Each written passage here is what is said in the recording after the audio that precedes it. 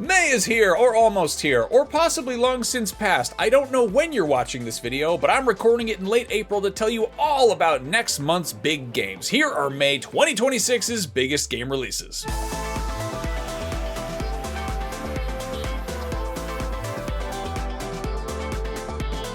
Before we get started, just the usual heads up, we do our very best to make these videos as accurate and comprehensive and timely as possible, but occasionally stuff falls through the cracks. Sometimes it gets announced really late and we miss it, and sometimes we just screw up because we're human beings. Either way, for best results, always check your local listings, otherwise you might injure yourself trying to play a video game that isn't out yet. That would be unfortunate.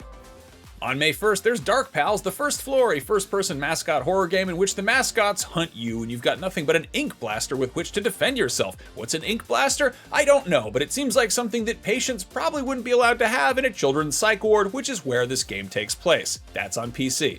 Hitting early access on PC on May 1st is The Devil of the Plague, a 1 to 4 player co-op survival game that'll have you creeping around spooky medieval locales, trying to do some arcane rituals, and hopefully not getting torn to shreds by even more arcane creatures lurking in the shadows. Still that day, still on PC, is SoulQuest, a throwback hack-and-slash revenge story that sounds a bit like God of War, but rooted in Celtic mythology, so you're going after Morrigan instead of Ares. That's Celtic mythology, not to be confused with Celtic urban myths. Like if you say Larry Bird 3 times in front of the mirror, he'll show up and do a slam dunk.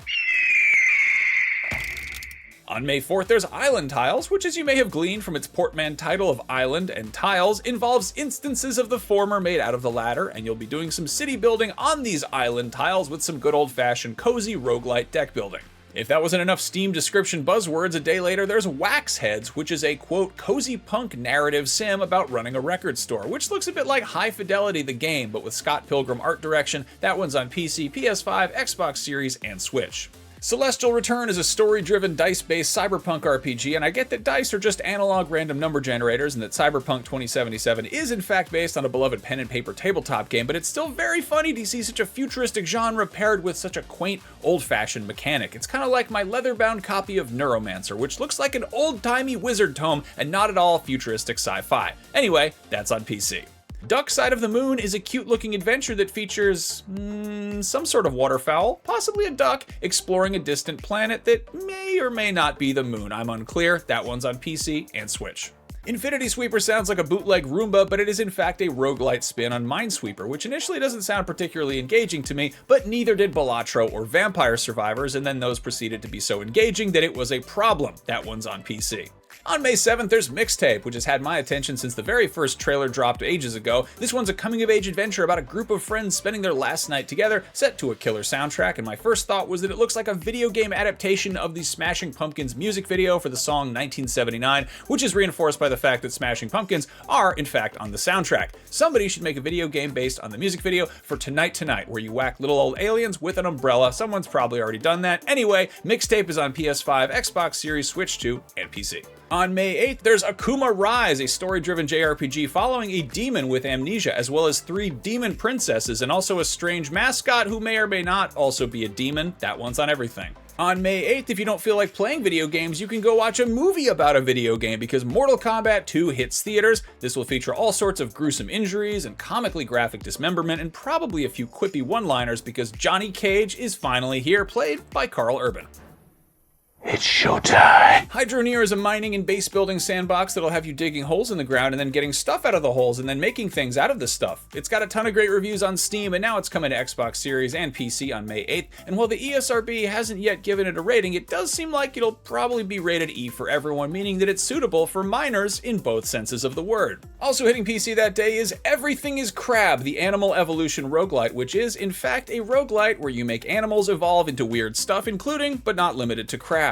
Kinda looks like a cross between that old Super Nintendo game, Evo, The Search for Eden, and Toe Jam and Earl, which, fun fact, is technically a roguelike. Also, if you're old enough to get references to those games, you're probably old enough to be suffering from plantar fasciitis, just like me. And if so, throw your best orthotic insole rex in the comments below, because my feet hurt.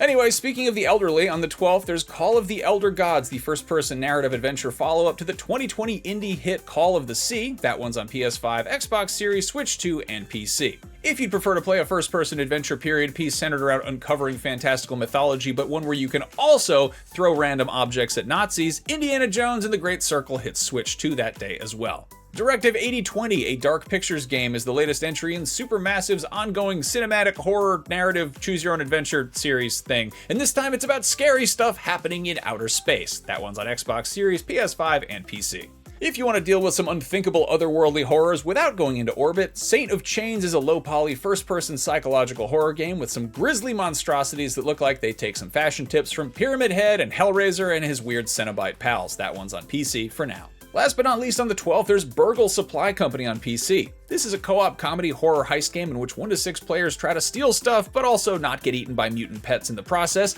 This was released in early access last year under the title Good Boy, but changed its name possibly to set it apart from the dog-centric horror movie Good Boy, which was in theaters back in October, or maybe to avoid confusion with 3 other games that have tried to use that title at some point. On itch.io, there's a visual novel and a horror game called Good Boy, and Team 17 announced a space robot Metroidvania coming later this year called Good Boy that has since changed its name to Rover's Tale. I think Burgle Supply Company is the best name of all of those. Anyway, if you're more of a cat person who likes solving crimes rather than a dog person who likes committing them, Feline Forensics and the Meowseum Mystery also hits PC, which is a cute monochromatic puzzle adventure, and as far as I can tell, there are no other games or media properties with that exact same title. On May 19th, it's time to burn rubber, baby, because Forza Horizon 6 has arrived. It actually arrives even earlier. If you get the early access version, you can start playing on the 15th. This is probably my second most anticipated open world game about cars with the number 6 in the title this year, though in this case, unlike the other one where you steal the cars, Forza Horizon is all about buying them and then maybe selling them if you get doubles. I love my cars, you know me. I was completely taken by surprise how much I fell in love with Horizon 5, and if this is just more of the same,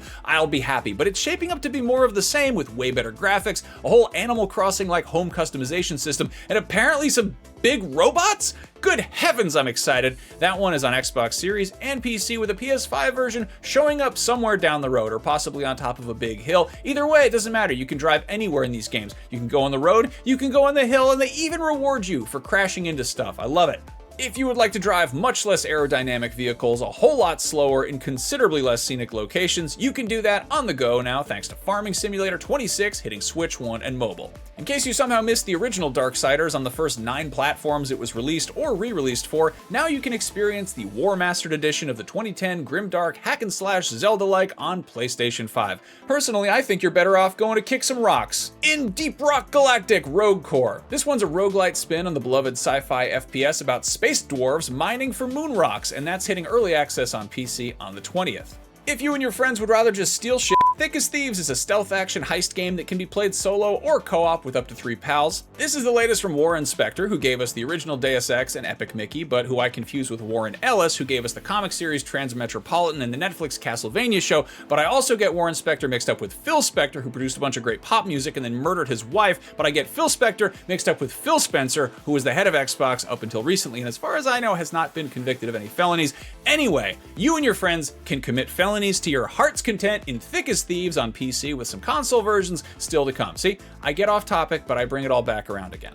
If you'd like to navigate some ethical dilemmas, moral gray areas, and otherwise cognitively dissonant situations in a world of surreal sci-fi espionage, look no further than Zero Parades for Dead Spies. This is the new game from Zaum, the studio behind Disco Elysium, and while Zaum still employs a large number of people who worked on Disco Elysium, I'm not going to say that it is the spiritual successor to Disco Elysium, because following the heavily publicized departures of numerous members of the original dev team, at least 4 studios have been founded with the intention of making a true Disco Elysium spiritual successor. But if you're itching for more Disco Elysium style gameplay, Zero Parades is the first one out the gate. That one's on PC, with a PS5 version coming sometime later this year. If you'd like to play something a lot lighter with probably less convoluted politics, you can touch fuzzy and get dizzy in Yoshi and the Mysterious Book. What's the book? Perhaps a Clive Cussler novel, maybe some erotic short stories, maybe a Necronomicon, I don't know. The book is mysterious, and if you want to find out what it is, you have to play the game for yourself. It's exclusively on Nintendo Switch 2. If you want something that is 98% less colorful than a Yoshi game, there's Helix, Descent and Ascent, a cool-looking monochromatic puzzle adventure type thing that's on Switch 2 and also PC. If you like mechs and anime people and turn-based combat, the story-driven RPG Starbites looks to have plenty of all those things. That one's on both Switches, PS5, and PC. If you're mad as hell and you're not going to take it anymore, you can blow your top in Table Flip Simulator, which is coming to PS5, Xbox Series, Switch, and PC. It might seem like a kooky offbeat indie title, but the 2009 Taito arcade game Cho Chabudai Gaishi actually did it first. That was a hit. The table flipping arcade game. Remember that thing? Anyway. On May 22nd, Bubsy 4D completely squanders a good fur-D pun in the title, but still looks to be a proper spiritual successor to Bubsy 3D. And like all Bubsy games that have come before it, it has the potential to suck big time, but it is in good hands. This one is developed by Fabraz, the studio that gave us Slime Son and Demon Turf, so they know a thing or two about 3D and 2D platforming. Personally, I think the best Bubsy game to date is Bubsy at the James Turrell Retrospective, where Bubsy just wanders around an art exhibition at the Los Angeles County Museum of Art. Anyway, Bubsy 4D is on everything, and Bubsy at the James Turrell Retrospective I think is just on PC, but it's worth checking out. It's free too, I think. It also might be illegal, I don't know. If you want a goofy 3D platformer that's also somehow a successor to Rocksteady's Arkham series, look no further than Batman Legacy of the Dark Knight, which looks to be a bit of a departure from the last 20 years of LEGO games, but probably for the best. I get the sense it's focused on quality of gameplay over quantity of minifigs in its roster. There are still going to be plenty of costumes to collect for the Bat family protagonists, but Condiment King won't be playable, I don't think. That one's on PS5, Xbox Series, Switch 2, and PC. On May 25th, Paralives enters early access on Steam, which aims to fill that Sims-shaped void that EA has spent the last 12 years shoveling full of thousands and thousands of dollars worth of expansion packs. If Inzoi looked too much like somebody remade Animal Crossing using real dolls, this might be more your speed, boasting a stylized aesthetic, but still featuring enough realism that your simulated people may wind up crying on the bathroom floor. On May 26th, Lumentale Memories of Trey is a colorful monster collecting RPG coming to Switch and PC. If you'd rather do some colorful monster collecting on the go, there's Slime Rancher Mobile. You can play it in public and get slime in your phone instead of just on it. You can't see the slime, but I know it's there. It's on all of our phones. Everything is covered with a little bit of slime, but I know where you take your phone, and I can only guess what you do with it when you get there. But I'm fairly certain there's plenty of slime on there. Still that day is the Relic, the First Guardian, an action RPG that might not necessarily be a Souls-like, but which very clearly looks like a Souls game. The official Steam description states, embark on a heroic fantasy adventure in this unique Asian-inspired action RPG.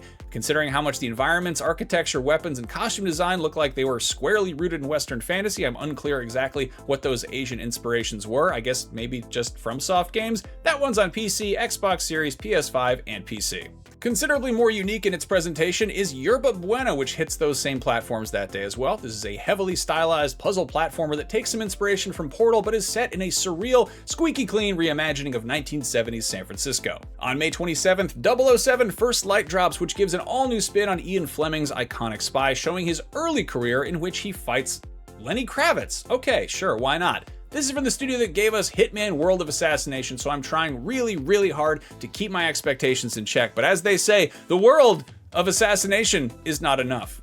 That joke was stupid. That one was for your ears only. I'm sorry, I'll stop. First Light is on Xbox Series, PS5, and PC, with a Switch 2 version coming later this year. GoldenEye.